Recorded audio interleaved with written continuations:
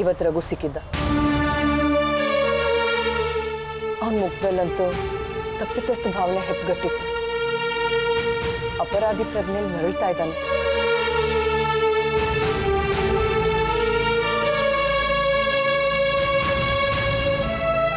ನನ್ನ ಬಗ್ಗೆ ಎಲ್ಲ ಹೇಳ್ಬಿಟ್ಯಾ?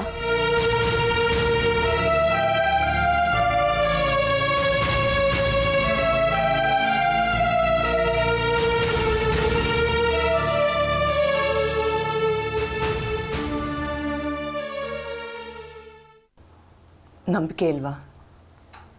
ಅದನ್ನೆಲ್ಲ ಹೇಳ್ತೀನಾ? ಆದರೂ ಒಂದು ಯೋಚನೆ ಬರ್ತಿದೆ.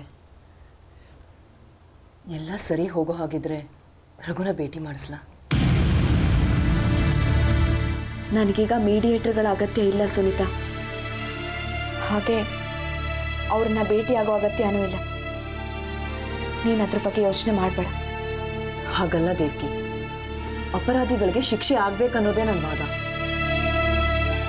ನಿರಪರಾಧಿಗಳು ನರಳೋದು ಯಾವ ನ್ಯಾಯ ಹೇಳು?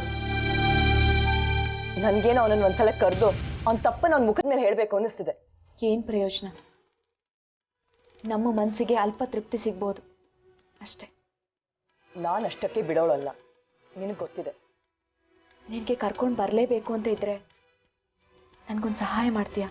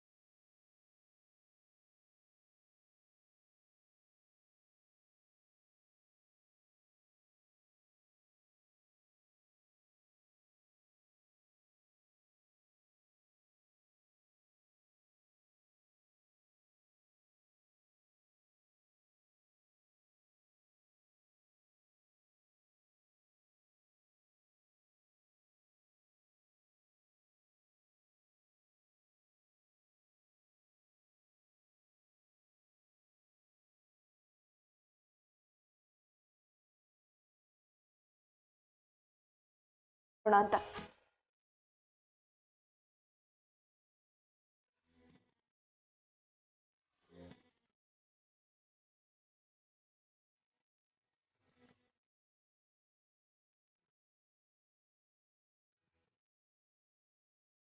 ಸಾಧ್ಯ ಆಗೋದಿದ್ರೆ ದಂಪತಿಗಳನ್ನ ಕರೆಸು, ಚುಕ್ತ ಮಾಡೋಣ.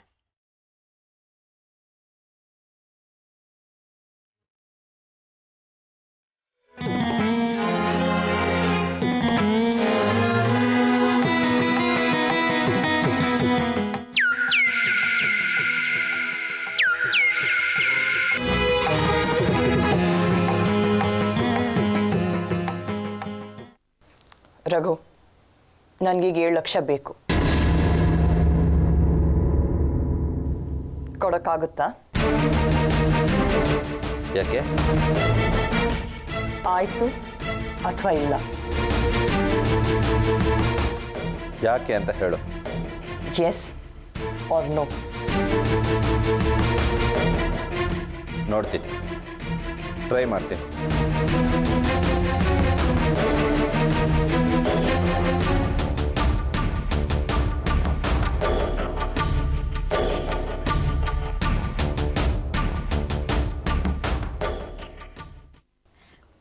ಏನ್ ಮಾಡ್ತಿದ್ಯಾ ಸುನೀತಾ? ನೀನ್ ಮಾಡ್ತಿರೋದು ಸರಿ ಇಲ್ಲ. ನನಗಿದು ಇಷ್ಟ ಆಗಲ್ಲ. ಇಂಥವ್ರಿಗೆ ಹೀಗೆ ನಡೆಸ್ಕೋಬೇಕು. ಸುಮ್ಮನಿರು. ಅಂದ್ರೆ ನಾವು ಅವ್ರ ಲೆವೆಲ್ಗೆ ಇಳಿಬೇಕಾ? ಹೌದು, ಒಳ್ಳೆಯವ್ರಿಗೆ ಒಳ್ಳೇದು, ಕೆಟ್ಟವ್ರಿಗೆ ಕೆಟ್ಟದು. ನೋ, ನಾವು ಬ್ಲ್ಯಾಕ್ ಮೇಲರ್ಗಳಾಗಬಾರ್ದು ಸುನೀತಾ.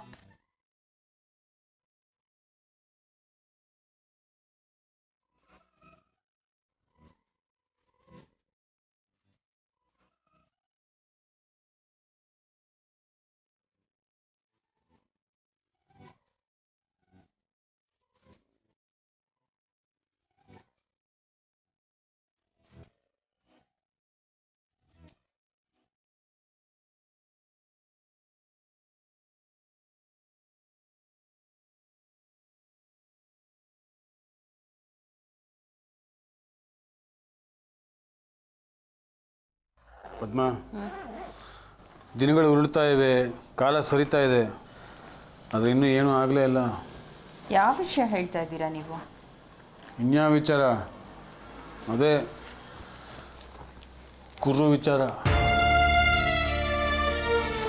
ಆ ವಿಷಯ ತಾನೇ. ನೀವೇನು ಯೋಚನೆ ಮಾಡಬೇಡಿ, ನನಗೆ ಬಿಟ್ಬಿಡಿ. ಹಾಗಲ್ಲ ಪದ್ಮ, ನೀನು ಸುಮ್ಮನೆ ತಪ್ಪಿಸ್ಕೊಳಕ್ಕೆ ಹೇಳ್ತಾ ಇದೆಯಾ ಅಂತ ನಂಗೆ ಅನಿಸ್ತಾ ಇದೆ.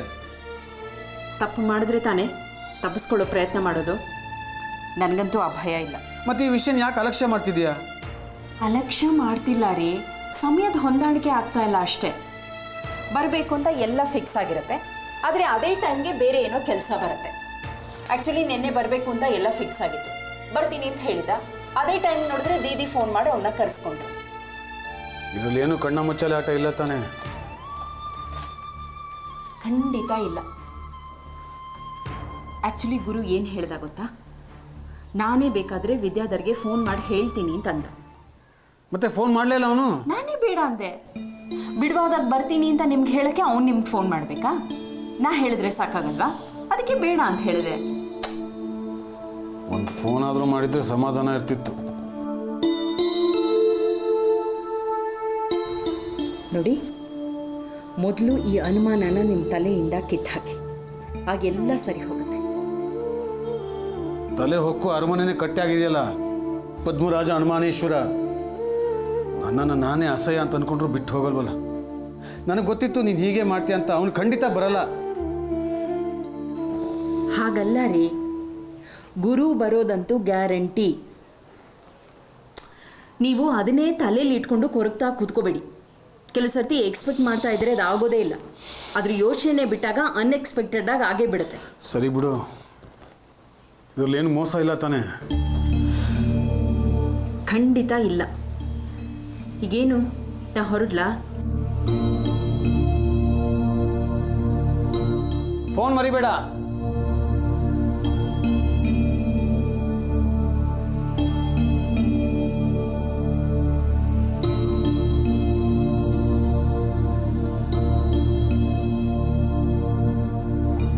Something is better than nothing. ಏನೂ ಇಲ್ದಿರೋದಕ್ಕಿಂತ ಏನಾದರೂ ಒಂದಿರಲಿ.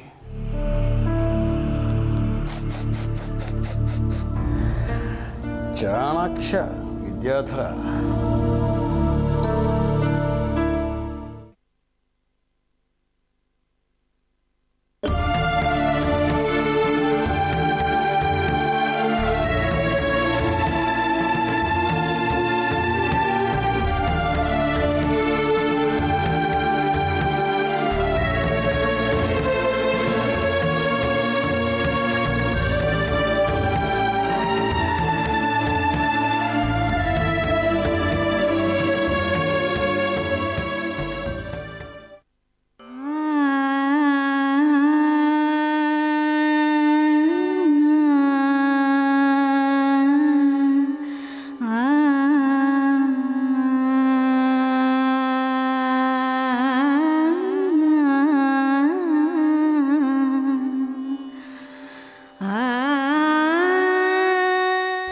ಡಾಕ್ಟರ್, ಇವಳು ಸುನೀತಾ ಅಂತ, ದೇವ್ಕಿ ಕ್ಲೋಸ್ ಫ್ರೆಂಡ್. ಇವ್ರ ತಂದೆ ಪುರುಷೋತ್ತಮ ಅವರೇ ದೇವ್ಕಿ ಗಾಡಿ. ಅನಾವಶ್ಯಕವಾಗಿ ಅವಳ ವಿಷಯ ಸುದ್ದಿ ಆಗಬಾರ್ದು ಅಂತ ಅವ್ರ ಮನೆಯವ್ರಿಗೂ ಹೇಳಿರಲಿಲ್ಲ. ಆದರೆ ನನ್ನ ಜೊತೆ ಹೇಳಲೇಬೇಕಾಯ್ತು. ಇಲ್ದಿದ್ರೆ ಅವಳೆಲ್ಲಿದ್ದಾಳಂತ ನಾನೇ ಹುಡುಕ್ತಿದ್ದೆ. ಪಾಪ ದೇವ್ಕಿ ಈ 8 ತಿಂಗಳಲ್ಲಿ ಎಷ್ಟು ನೊಂದ್ಕೊಂಡಿದ್ದಾಳಂತ ಯಾರಿಗೂ ಅರ್ಥ ಮಾಡ್ಕೊಳಕ್ಕೆ ಸಾಧ್ಯನೇ ಇಲ್ಲ ಡಾಕ್ಟರ್. ಡಾಕ್ಟರ್, ಒಂದು ಹೆಣ್ಣು ಒಂದು ಮಗುಗೆ ಜನ್ಮ ಕೊಡೋದು ಅಂದರೆ ಅದು ನಿಜವಾಗ್ಲೂ ಪುನರ್ಜನ್ಮ ಅಲ್ವಾ? ಒಂದು ದೇಹದಿಂದ ಇನ್ನೊಂದು ಜೀವ ಆಚೆ ಬರುತ್ತೆ ಅಂದರೆ ಅಬ್ಬಾ, ನಿಜವಾಗ್ಲೂ ಒಂದು ಹೆಣ್ಣಿನ ಪಾಲಿಗೆ ಅದೇ ದೊಡ್ಡ ಗಳಿಗೆ. ಆದರೆ ಡಾಕ್ಟರ್, ನಮ್ಮ ಎಷ್ಟು ಹೆಣ್ಮಕ್ಳ ಪಾಲಿಗೆ ಅದೇ ಕೊನೆ ಗಳಿಗೆನೂ ಆಗಿ ಹೋಗ್ತಿದೆ ಅಲ್ವಾ? ಎಂಥ ದುರಂತ ನೋಡಿ. ಅದಕ್ಕೆ ಡಾಕ್ಟರ್, ನಮಗೆ ದೇವಕಿ ವಿಷಯದಲ್ಲಿ ತುಂಬ ಭಯ ಆಗುತ್ತೆ. ದೇವಿಕಿನ ಬಗ್ಗೆ ಯೋಚನೆ ಮಾಡಬೇಡಿ, ನಾನಿದ್ದೀನಲ್ಲ, ನನ್ನ ಮೇಲೆ ನಂಬಿಕೆ ಇದೆಯಲ್ಲ, ಬಿಡಿ. Thanks doctor. ಅಲ್ಲ ಪದ್ಮ, ನೀವು ಹೇಳಿದ್ರಿ ಹೆರಿಗೆ ಅಂದರೆ ಅದು ಪುನರ್ಜನ್ಮ ಮತ್ತು ಕಠಿಣ ಗಳಿಗೆ ಅಂತಲೂ ಹೇಳಿದ್ರಿ. ಅದ್ಯಾಕೆ ಈ ಥರ ಆಗಬೇಕು? ನೀವು ನಿಮ್ಮ ಸಂಸ್ಥೆ ಮುಖಾಂತರ ಒಂದು ಆಂದೋಲನ, ಒಂದು ಪಬ್ಲಿಕ್ ಇನ್ಶೂರೆನ್ಸ್ ಸ್ಕೀಮ್ ಶುರು ಮಾಡಿರಿ. ಇದರಿಂದ ಪ್ರತಿಯೊಬ್ಬರು ಹೆಂಗಸು ಅವ್ರಿಗೆ ಈ ಮೆಟರ್ನಿಟಿ ಬೆನಿಫಿಟ್ ಸಿಗಬೇಕು. ನಿಜ, ಯಶಸ್ವಿನಿ ಸ್ಕೀಮ್ ಇದೆ, ಬಿಲೋ ಪಾವರ್ಟಿ ಲೈನಿಗೆ ಸಿಗ್ತದೆ. ಬಟ್ ಅದು ಬರೀ ಬಿಲೋ ಪಾವರ್ಟಿ ಲೈನಿಗೆ ಯಾಕೆ? ಲೋವರ್ ಮಿಡ್ಲ್ ಕ್ಲಾಸಿಗೆ ಸಿಗಬೇಕು. ಅವ್ರಿಗೆ ಯಾತಕ್ಕೆ ಈ ಬೆನಿಫಿಟ್ ಸಿಗಬಾರ್ದು? ಇವಾಗ ಬೇರೆ ಇನ್ಶೂರೆನ್ಸ್ ಸ್ಕೀಮ್ಸ್ನಲ್ಲಿ ನೋಡಿದ್ರೆ ಕಿಡ್ನಿ, ಹಾರ್ಟ್ ಎಲ್ಲನೂ ಕವರ್ ಆಗಿದೆ. ಯಾಕೆ ನಮ್ಮದು ಹೆರಿಗೆಯ ಡಿಪಾರ್ಟ್ಮೆಂಟ್ ಕವರ್ ಆಗೋದಿಲ್ಲ?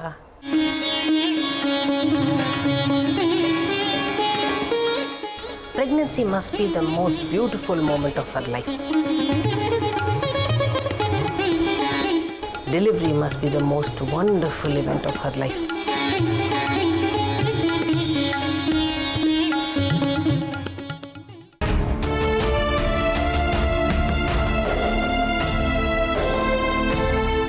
ಸುನೀತಾ 7 ಲಕ್ಷ ಹಣ ಕೇಳಿದ್ದು ಯಾಕಿರ್ಬೋದು? ಅವಳಿಗೆ ಅರ್ಜೆಂಟಾಗಿ ಬೇಕಿತ್ತಾ, ಅಥವಾ ನನ್ನ ಹಣ ತಗೊಂಡು ನನ್ನ ಮೇಲೆ ತಿರುಗುಬಾಣ ಬಿಡೋಕ್ಕ? ಇತ್ತೀಚೆಗೆ ಅವಳು ವಿಚಿತ್ರವಾಗಿ ವರ್ತಿಸ್ತಿದ್ದಾಳೆ. ದೇವಕಿನ ಮುಂದಿಟ್ಕೊಂಡು ನನ್ನ ಜೊತೆನೇ ಆಟ ಆಡೋಕ್ಕೆ ಪ್ರಯತ್ನಿಸ್ತಿದ್ದಾಳೆ. ಅವಳ ಮೂಲಕನೇ ದೇವಕಿನ ಪತ್ತೆ ಹಚ್ಚಬೇಕು. 7 ಲಕ್ಷದ ಬಗ್ಗೆ ಕೇಳಿದರೆ ದೇವಕಿ ವಿಚಾರ ತಿಳಿಬಹುದಾ?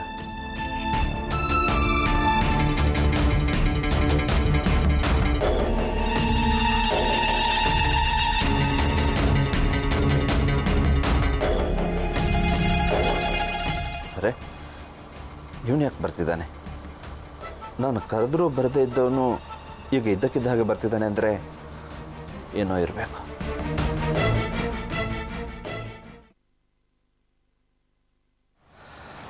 ಏನಪ್ಪ ಇದ್ದಕ್ಕಿದ್ದ ಹಾಗೆ ಪ್ರತ್ಯಕ್ಷ ಆಗಿಬಿಟ್ಟಿದ್ಯಾ?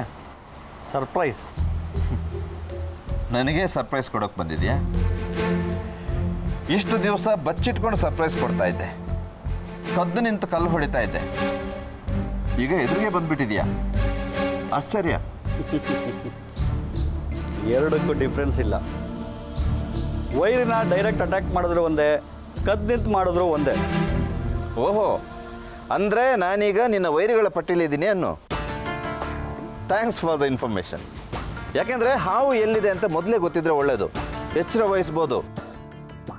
ಸ್ನೇಹಿತ ಅಂತ ನಂಬಿ ಮುಂದೆ ನಿಂತು ಬೆನ್ನಿಗೆ ಚೂರಿ ಹಾಕಿಸ್ಕೊಳ್ಳೋದಾದ್ರೂ ತಪ್ಪುತ್ತೆ. ನನ್ನನ್ನು ವೈರಿ ಅಂತ ಮೊದಲು ಪರಿಗಣಿಸಿದ್ದೆ ನೀನು. ಅಲ್ಲಿಂದಲೇ ತಾನೇ ನಮ್ಮಿಬ್ಬರು ಯುದ್ಧ ಶುರುವಾಗಿದ್ದು. ಇರಲಿ, ಆ ಪೀಟಿಗೆ ಎಲ್ಲ ಈಗ ಯಾಕೆ? ನನಗೊಂದು ವಿಚಾರ ಅರ್ಥ ಆಗಲಿಲ್ಲ. ನಾನು ಯಾವಾಗ ನಿನಗೆ ಸ್ಲೀಪಿಂಗ್ ಪಾರ್ಟ್ನರ್ ಆಗಿದ್ದೆ?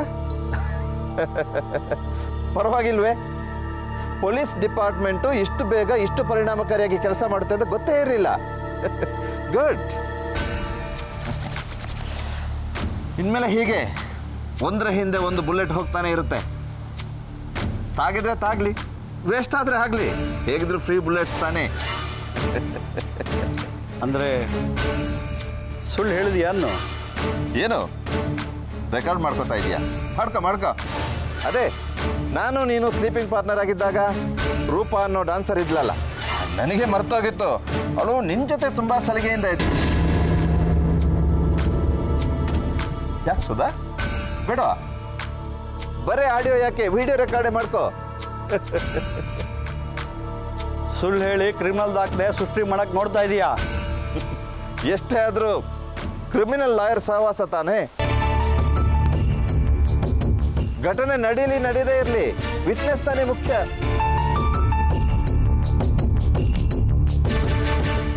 ವಾಹ್, ಏನೇ ಆಗಲಿ, ಸ್ಲೀಪಿಂಗ್ ಪಾರ್ಟ್ನರ್ ಆಗಿದ್ದವರು ಇವತ್ತು ವಾಕಿಂಗ್ ಪಾರ್ಟ್ನರ್ ಆಗಿ ನಮ್ಮ ರೆಸಾರ್ಟ್ ಅವ್ರಿಗೆ ಬಂದಿದ್ದು ನನಗಂತೂ ಸಂತೋಷನೇ. ಪೊಲೀಸ್ ಡಿಪಾರ್ಟ್ಮೆಂಟ್ಗೆ ಜೈ ಹೋ. ಇನ್ಮೇಲೆ ಎಂತೆಂಥ ವಿಟ್ನೆಸ್ ಸೃಷ್ಟಿ ಆಗುತ್ತೆ ನೋಡ್ತಾ ಇರು. ಆಧಾರ ಇಲ್ಲದೆ ಇದ್ದರೆ 100 ಜನ ಸಾಕ್ಷಿಗಳು ಬಂದರೂ ಕೇಸ್ ನಿಲ್ಲಲ್ಲ ಅಂತ ನೆನಪಿರಲಿ. ಕ್ರಿಮಿನಲ್ ಐಡಿಯಾ ಕಲ್ತ್ ಮಾತ್ರಕ್ಕೆ ನೀ ಗೆಲ್ತೀಯ ಅಂತ ಅನ್ಕೋಬೇಡ. ಏಟ್ಗೆ ಎದುರೇಟ್ ಕೊಡ್ಬೋದಲ್ಲ, ಸಾಕು. ಎದುರಾಳಿಗೆ ನಿದ್ದೆ ಕೆಡಿಸಿ BP ಜಾಸ್ತಿ ಮಾಡಿದ್ರೆ ಸಾಕು, ಆಮೇಲೆ ನೋಡ್ಕೊಳ್ಳೋಣ. ಹಾಂ ಸುಧಾ, ನಿನ್ನ ಆಫೀಸ್ ಅಸಿಸ್ಟೆಂಟ್ ಸುಕನ್ಯಾ ಇದ್ಲಲ್ಲ, ಅದೇ ಚೆನ್ನೈ ಹೋಟ್ಲಲ್ಲಿ ಸುಸೈಡ್ ಮಾಡ್ಕೊಂಡ್ಲಲ್ಲ. ನಮ್ಮ ಆಫೀಸಲ್ಲಿ ಸುಕನ್ಯನವರು ಯಾರು ಇರಲಿಲ್ಲ. ಆದರೆ ಸಾಕ್ಷಿಗೆ ನಾನಿದ್ದೀನಲ್ಲ, 20 ವರ್ಷದಿಂದ ನಿನ್ನ ಮಿತ್ರ. ಇದ್ರೆ ಪೊಲೀಸರಿಗೆ ತಿಳಿಸ್ತೀನಿ. ಆಯಿತು, ಏನು ಬೇಕಾದ್ರೆ ಮಾಡು, ಸಂತೋಷನೇ. ಅದಿರಲಿ, ದೇವಕಿ ಹೇಗಿದ್ದಾಳೆ?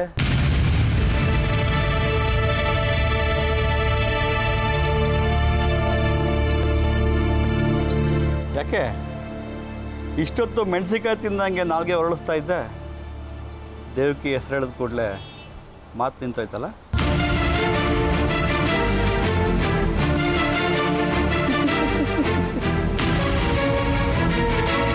ಗುಡ್, ನಾನು ಇದೇ ಮುಖನ ನೋಡೋಣ ಅಂತ ಬಂದಿದ್ದು. ದೇವಕಿ ಹತ್ರ ಒಂದೇ ಒಂದು ಕಂಪ್ಲೇಂಟ್ ಕೊಡಿಸಿದ್ರೆ ಏನಾಗತ್ತೆ ಗೊತ್ತಾ? ನನಗಂತೂ ಅದನ್ನು ನೆನೆಸ್ಕೊಂಡ್ರೆ ಥ್ರಿಲ್ ಆಗುತ್ತೆ. 100 ಸುಳ್ಳಿಗಿಂತ ಒಂದು ಸತ್ಯ ಅದೆಷ್ಟು ಪವರ್ಫುಲ್ ಅಲ್ವಾ?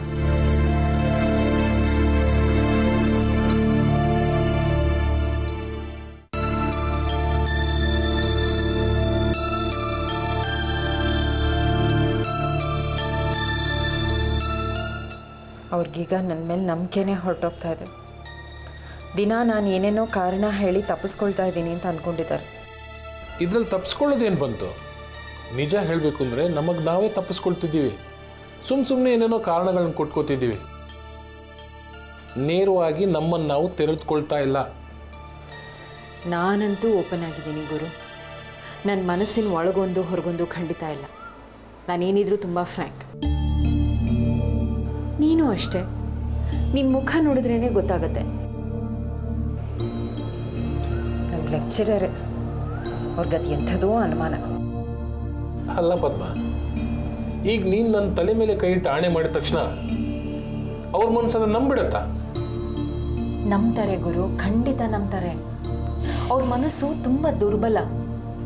ತುಂಬ ದಿವಸ ಈ ಅನುಮಾನನ ಮನಸ್ಸಿನಲ್ಲಿ ಇಟ್ಕೊಂಡು ಅವ್ರ ಕೈಲೂ ಇರೋಕ್ಕಾಗಲ್ಲ.